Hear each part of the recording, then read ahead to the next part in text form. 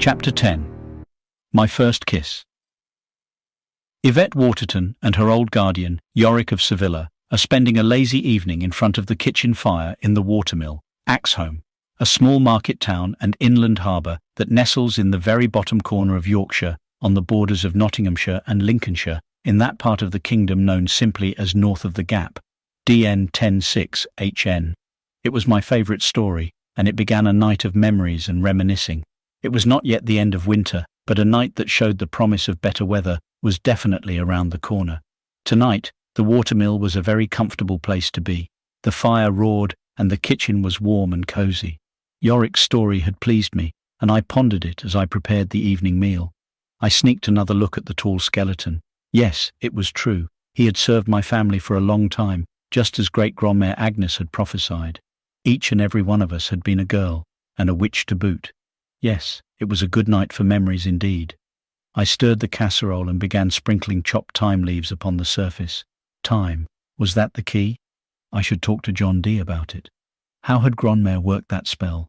How had she bound thyme around Yorick, like ivy bound around a post? Or had it been love, just plain and straightforward, a pure love? Had that been the magic that had bound him to our service? "How many generations have you been with us now, Yorick?" I asked him as I ground some peppercorns. "I was bound to protect the family until 10 and 3 generations have passed. Yours will be the last life that I protect, without choosing to protect for myself, not being under an obligation, or being compelled, if you understand. For now, you are as much a part of me as I am a part of you. Is that not so?" "It is, my dear friend. You are my good uncle, my protector, and no mistake." Just for a moment, I thought I saw a glimmer of light sparkling deep within those dark, hollow sockets. It puzzled me, and my brow furrowed as I walked to the kitchen door and stood gazing along the meadow. I listened to Evelyn as she sat in the mighty oak tree and sang a sad lament. Her friend Oda joined in on the harmony. The river gurgled in accompaniment, and naturally my thoughts turned to Thomas. I first met Thomas at Lincoln Grammar School. He had turned up at the beginning of the Lent half, having been expelled from Slough. It took just one look, and I knew that I hated him. He was a nightmare, and trouble oozed out of him like pus from the face of the spottiest boy in the school, a boy called Garce Holden Down. Tom was not with us long before he was sent down again, and he moved on to King's Canterbury. After he had gone, I realized I was missing him. Yes, that was when I realized that hate and love are Janus's twin faces. Strange, is it not? I did not see or meet him again until the Battle of Lincoln Fair. Oh, I heard the stories, especially the one about the bishop and the bucket of water. But no, I did not see him again until we met at the Lucy Tower. After my mother's death, I became a member of the royal ward. The king had appointed the formidable Lady Nicola de la Haye to administer my wardship. She is the sheriff and castellan of Lincoln, the nearest female royal representative to my home of Waterton, not so far from Axholme. And so I attended the Lincoln Grammar School.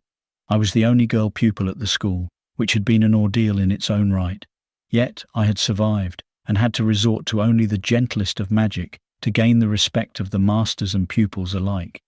They soon learnt that messing with me had unseen disadvantages, and that being my friend was a very positive thing. Oh, I wasn't mean to them, but I do remember one boy falling headfirst into the cesspit and becoming known as Pooh Boy for the rest of his school days. He is a member of Parliament for Gainsborough now, and still, the name, like the smell, lingers. There was also a master who put me into detention on a beautiful evening. Unfortunately, he could not complete the detention because he had suffered a nasty incident when a swarm of bees flew in through a suddenly open window. At the end of the next summer half, after Tom's departure, I was sent to the chateau in Lausanne for something called finishing. Then I would go on to Girton College, Cambridge. Unfortunately, the forces of Louis, the Dauphin of Francia, arrived just at the end of Lent and joined the rebel barons, which included 3 of my uncles. I remember that they completely spoiled my Easter holidays. They bombarded the city for months, well into May. Then the Marshal arrived. Somehow, Thomas had become his squire. It was he who wrote the famous love poem that allowed us to outwit those damned froggies, for secretly woven into that love poem was a hidden message. After the battle, I found Thomas on the castle wall of the Lucy Tower. Despite the blood splattering all over his new armour, he looked so handsome. I knew the Marshal would succeed and effect our rescue. Oh, don't look so surprised. I got your love note, although I saw that one bird was brought down. You're quite presumptuous, aren't you? I had told him. I remember that he had looked so delighted to see me.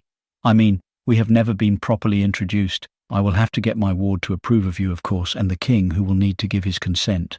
But I've decided to accept you as my lover. We should wait a few years, as I'm still a maid, and it may be some time before I can wed. The look of joy he gave me at this news was glorious. He seemed overwhelmed. I managed to open the sally port for you. Are you really going to carry me away on your white charger? I remember laughing at him as he flushed a bright red and spluttered. He failed to answer me coherently. I am very glad that you did not die in the fighting. It would have been a shame. I do not look good in black. It makes me look like a witch. I laughed at my own humour. It was a strange meeting. I approached him and stood close, looking him straight in the eyes. I slowly pulled him closer still until we were entwined, his arm around mine, pulling our bodies more closely together. Oh, I do remember you, I told him. You were at our school, of course, before you were sent down. Yes, you were a horror, you know. Oh yes, I remember you all right. You cut that creepy Gas Hold'em Down's doublet with that silly little knife of yours. You do look very different now that you're a real man, though, and I do like you in your armour. It makes you look so very handsome and heroic, just like Hector. Is that your own blood, or did you kill someone in the fighting? He looked down at himself, and for the first time, he seemed to notice all the blood splattered across his chest, arms and legs. He didn't know that it was on his face too. It made me feel strange in my stomach to see another man's blood on him. Strange in a warm way. Is that weird? I had looked at him for a long time, watching him flushing red and then white and red again. He said nothing but, yeah, and He did gulp a lot and continued to splutter. I laughed at him. I leaned my head back for a moment as if gazing at the sky and then continued. Yes, I guess that Thomas is a fine name for my lover. Tell me about your house and station. Are you a Templar yet? And before he could reply, I continued. I am, of course, in case you have forgotten, the Lady Yvette Waterton, the ward of Lady Nicola de la Haye, the Castellan of Lincoln. I'm afraid that my uncles, William, John and Roger, were on the wrong side in this battle. I wonder if they're dead yet or just prisoners, taken for ransom.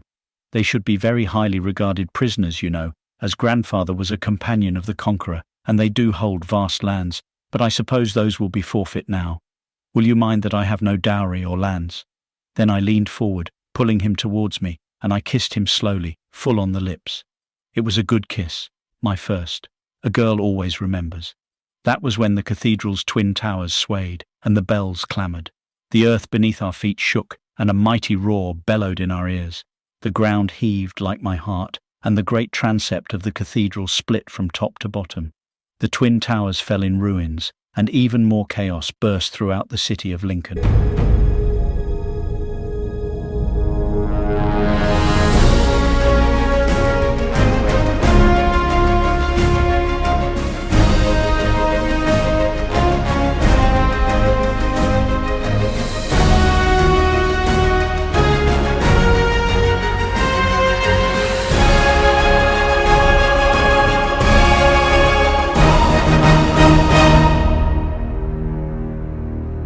Please press the like icon. It really helps with the algorithm. Click subscribe to be notified of further installments. You can find more information and other videos at mortalcritters.com. The Mortal Critters ebook is available at Amazon, and the paperbacks are available at all good bookstores.